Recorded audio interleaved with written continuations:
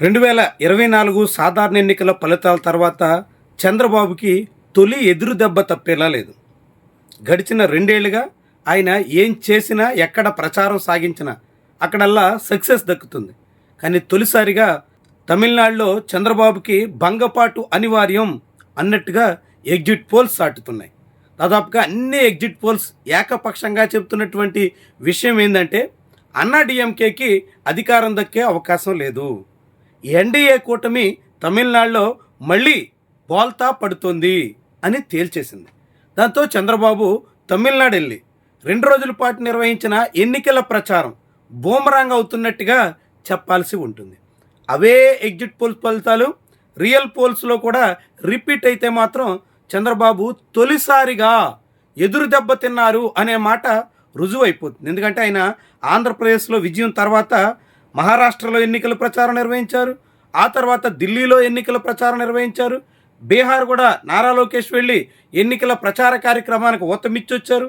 ఇట్లా తెలుగుదేశం పార్టీ నేతలు ఎక్కడ ప్రచారం చేసినా అక్కడ ఎన్డీఏకి విజయం దక్కింది. కానీ తమిళనాడులో ఫలితాలు తారుమారవుతున్నట్టుగా భావించాల్సి ఉంటుంది. ఎగ్జిట్ పోల్స్ లెక్కలు రుజువైతే మాత్రం చంద్రబాబు నాయుడు సాగించినటువంటి ఎన్నికల ప్రచారం బూడిదలో పోసిన పన్నీరుగా మారుతుందని చెప్పక తప్పదు.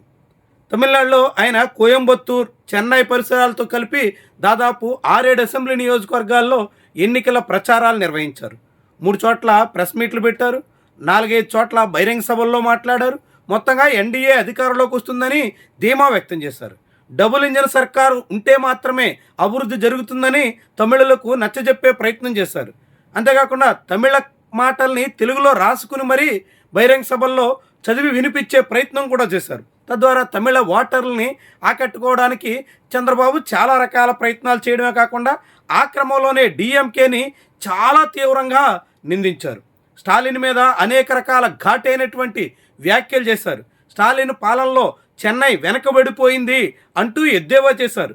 కోయంబత్తూరు వెళ్ళి మీద 500 ఎకరాల ఎయిర్పోర్టు మాత్రమే, మాదైతే 5,000 ఎకరాల ఎయిర్పోర్టు ప్రతిపాదనలో ఉన్నాయి అంటూ అమరావతి గురించి అక్కడ ఆడంబరంగా చెప్పే ప్రయత్నం చేశారు. ఇట్లా చంద్రబాబు నాయుడు తమిళనాడు ఎన్నికల ప్రచారంలో అత్యుత్సాహం ప్రదర్శించి అబాసు పాలవుతున్నట్టుగా చెప్పాల్సి ఉంటుంది. నిజంగానే ఎన్నికల ఫలితాల్లో అన్నాడీఎంకే గనక భంగపాటుకు గురైతే అది తొలి ఎదురు దెబ్బ చంద్రబాబుకేనని చెప్పక తప్పదు. ఎందుకంటే ఆయన సాగించిన ప్రచారం ఆ మోతాదులో ఉంది.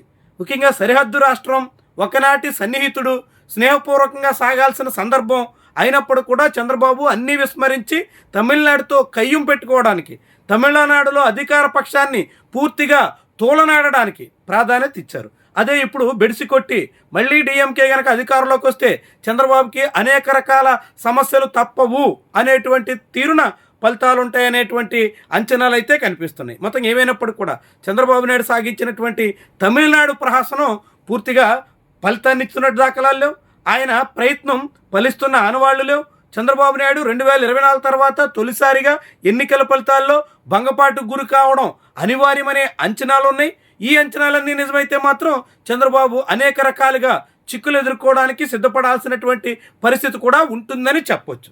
ఎందుకంటే ఆంధ్రప్రదేశ్ సంబంధించినటువంటి తెలుగుదేశం పార్టీకి చెందిన అనేక మంది నేతలకు తమిళనాడులో కాంట్రాక్టులు, ప్రభుత్వ వ్యవహారాలు ఇతర అనేకం ఉన్నాయి. వాటన్నిటినీ చంద్రబాబుతో ముడిపెట్టి డిఎంకే ప్రభుత్వమే కనుక ఏర్పడితే అడ్డుకట్ట వేస్తే మాత్రం ఉక్కిరిబిక్కిరి కావాల్సిన పరిస్థితి వస్తుంది. వాళ్ళంతా చంద్రబాబు మీద ఒత్తిడి తీసుకొస్తే చంద్రబాబు స్టాలిన్కి ఎలా నచ్చ చెప్పుకుంటారు అనేటువంటి ప్రశ్నలు కూడా వినిపిస్తున్నాయి. ఏమైనా మొత్తంగా తమిళనాడుతో కోరి కయ్యం పెట్టుకున్న చంద్రబాబుకి కోరిన కోరిక నెరవేరే అవకాశం అయితే ప్రస్తుతానికి కానరావడం లేదు. అదే జరిగితే మాత్రం చంద్రబాబు చాలా చాలా తీవ్రమైన పరిణామాలకి సిద్ధం కావాల్సి ఉంటుంది.